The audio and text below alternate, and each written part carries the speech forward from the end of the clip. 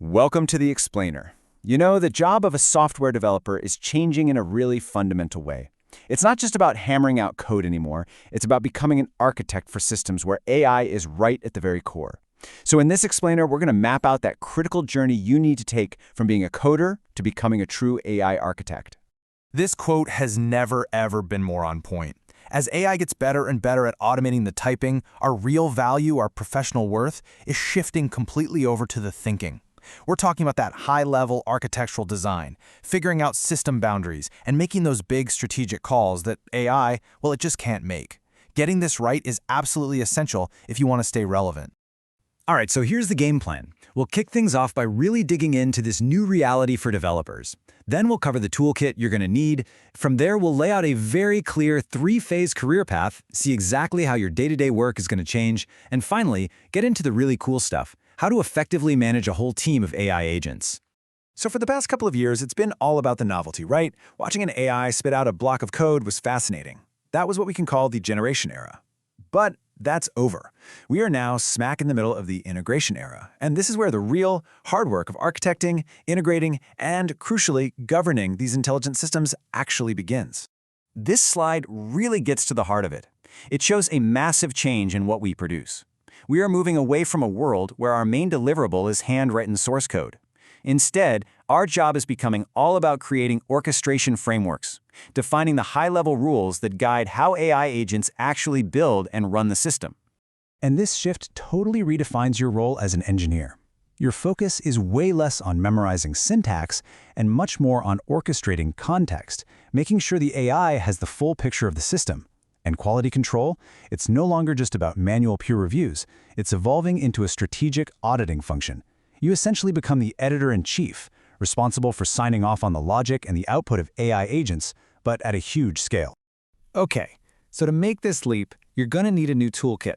Let's break down the foundational skills that are absolutely required to be an effective engineer in this new AI era. These are the new non-negotiables. First things first, general AI literacy is a must. You just have to understand how these systems think.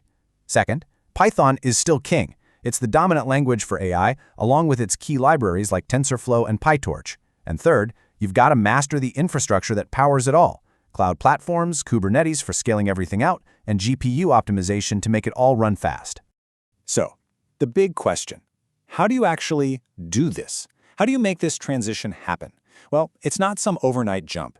It's a deliberate, staged evolution that lets you and your whole organization adapt without, throwing quality or security out the window.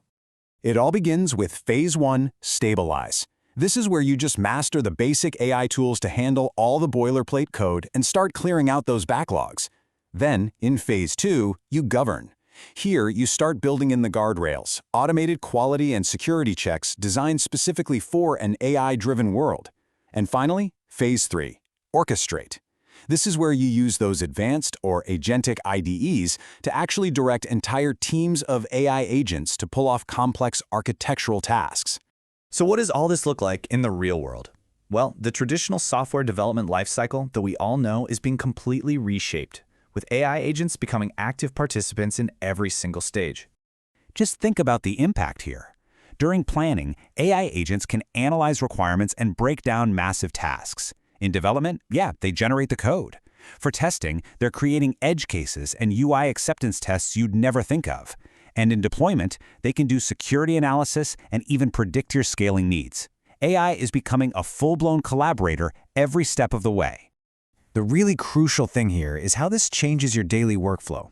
So you grab a Jira ticket, but instead of just jumping into the code, your first move is to use an agent to analyze it and generate a structured plan. The agent then goes and implements the tasks, gets it reviewed by other specialized agents for quality and security, and then after a final human check on the business logic, that code gets deployed. Once you're comfortable working with a single agent, the next level is orchestrating a whole team of them. You're not just a developer anymore, you're becoming a conductor of a symphony.